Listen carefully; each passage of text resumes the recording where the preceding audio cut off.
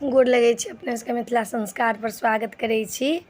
की हाल चाल छै। आब देखो जन्माष्टमी आबि रहल है तो जन्माष्टमी के अपने सबके महत्वपूर्ण बात बतबै छी। दोसर में एक आरो बात कहै छी, सब चीज के तीत के हेरी फेरी चल रहल छै। कखन की होइ छै, कखन की छै समझ में नहीं अबै छै। सब पाबनि दुदिना भ गेलै। आब कनिक लागल तो लोक मिथिला के जे रहल, मिथिला पंचांग में जे पहिले लागल तो सेहे व्रत भेल। एहिठमन सब में दोसरका दिन के तेसरका दिन के रहै छै व्रत सब देने, बड़ा समस्या भ गेलै। तो जन्माष्टमी के अपने सबके महत्वपूर्ण बात बता रहल छी से सुनू।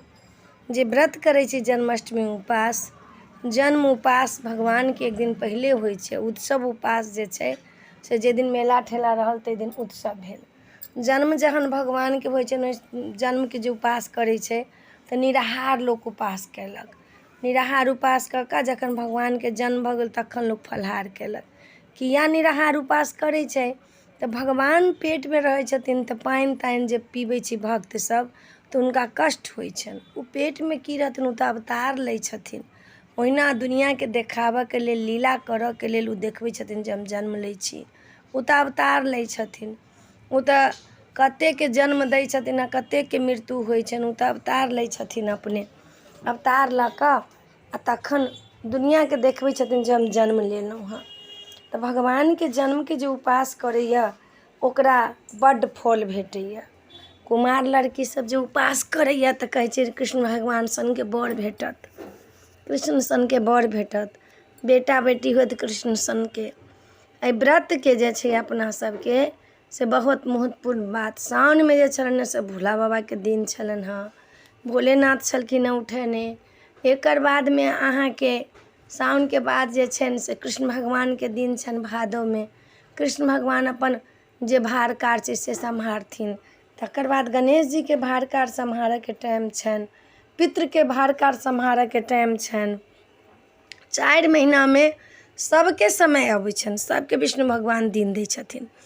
तऽ ई जन्माष्टमी उपास जे करै छी, कते लोक छै से अपन चाय पानि पी लेलक आ अन्न नहीं खेलक तखन व्रत केलक। कैला तऽ आब जे छै लोक के से निराहार व्रत नहीं होबऽ होइ छै। एकटा जितिया लोक करै छै तऽ कतेक लोक के बुझाइ छै, तऽ आब निराहार व्रत लोक नहीं कऽ सकै छै।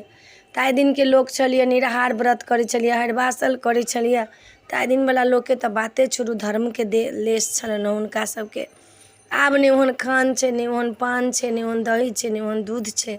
तऽ लोक खाइ छै भऽ गेलै, जीवला लोक खाइ छै भऽ गेलै। लेकिन निराहार व्रत जे अखनो लोक बहुत करैए निराहार व्रत। कते लोक तऽ देखै छी निराहार व्रत कऽ कऽ जन्माष्टमी के उपास कऽ कऽ फलाहार कऽ कऽ दिन में उत्सव मनेलक, फेर राति में रोहिणी के पूजा कऽ कऽ तखन लोक खाइ छै। तऽ उत्सव दिन में लोक 2 बेर 3 बेर फलाहार केलक, सेहो लोक करै छै। कते लोक चाय पानि पी कऽ तखन राति में फलाहार केलक, फेर भगवान के जन्म के बाद परात भेने पारण केलक, सेहो होइ छै। भगवान के उत्सव मनाबऽ के लेल लोक घरों में मनबै छै। गोपाल जी छनि, गोपाल जी के झूला झूलाउ, हुनका नव वस्त्र पहिराउ, हुनका काजर लगाउ, हुनका तेल लगाउ, हुनका अभिषेक दूध से करू। दूध दही शहद चीनी धऽ कऽ, गुड़ धऽ कऽ, गाय के गोबर सब धऽ कऽ, गाय गोबर नहीं धराइ छनि, दही दूध सबसँ हुनका अभिषेक भेल, मक्खनसँ हुनका अभिषेक भेल, हुनकर माखन मिश्रीसँ भेल। तऽ हुनकर तऽ बाते अलग छनि। तऽ हुनका सब लोक अभिषेक सब कऽ कऽ तखन व्रत के शुरुआत केलक, व्रत केलक। भगवान के जन्म भेला के बाद में हुनकर अभिषेक सब होइ छनि। पहिले नहीं होइ छनि, पहिले हुनका अभिषेक नहीं होइ छनि। जहन जन्म भगवान के भऽ छनि तखन लड्डू गोपाल के अभिषेक लोक केलक, हुनका वस्त्र पहिरेलक, हुनका काजर केलक, हुनका ठोप केलक, हुनका श्रृंगार केलक, हुनका भोग लगेलक, धनिया के पंजनी के भोग लगेलक, फल फूल के भोग लगेलक। जते प्रकार के मोने तते प्रकार के हुनका भोग लगाओ। जेना बच्चा के जन्मदिन मनबै छी तहिना हुनको मनाओ, हुनका भोग लगाओ। भाव के भूखल छथिन, हुनका की के भूखल रहतै। संसार में सबके दै छथिन, सबके खुअबै छथिन, तऽ भाव के भूखल छथिन। खीरा के लोक चीर कऽ दिने में जे दिन हुनका जन्म होइ छनि तै दिन खीरा के चीर कऽ ओहिमे शालिग्राम भगवान के धऽ कऽ तौला में लोक धऽ कऽ तखन धऽ दै छै। जखन भगवान के जन्म होइ छनि 12 बाजि कऽ कहियो 2 मिनट पर भेल, कहियो 3 मिनट पर भेल। भगवान के जखन जन्म भऽ जाइ छनि तऽ ओहि खीरा में से शालिग्राम निकालि कऽ हुनका नीक सँ पोछि कऽ हुनका श्रृंगार कऽ कऽ लोकके दर्शन करबै छथिन, बुझलियै। ई व्रत करलासँ अहाँके घरमे कष्ट दुख सब दूर हैत। आ कहै छै कंसके जे ई मारऽके लेल भगवान अवतार लेलखिन, कहै छथिन कंस छै निर्वंश वंशके दया नहि दरेगियो, तऽ ओ कंसके मारऽके लेल एलखिन अवतार। मामा रहथिन तैयो हुनका मारलखिन, हुनका रहनि ओहि लए जन्मे भेल जे कंसके मारऽके लेल।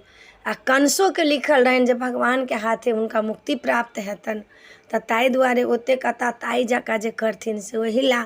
तऽ अपने सबके जन्माष्टमीके किछु किछु महत्वपूर्ण बात बता देलहुँ हँ। नीक लागत तऽ चैनलके सब्सक्राइब करब, लाइक करब, कहऽके नहि बिसरब। कहऽके बिसरि जाइ छी तऽ कष्ट होइए, हमरा अबैए तऽ नहि किछु, अहाँ सबके बतबै छी। नीक लागत तऽ जरूर कहब। जय मिथिला, जय माता जी।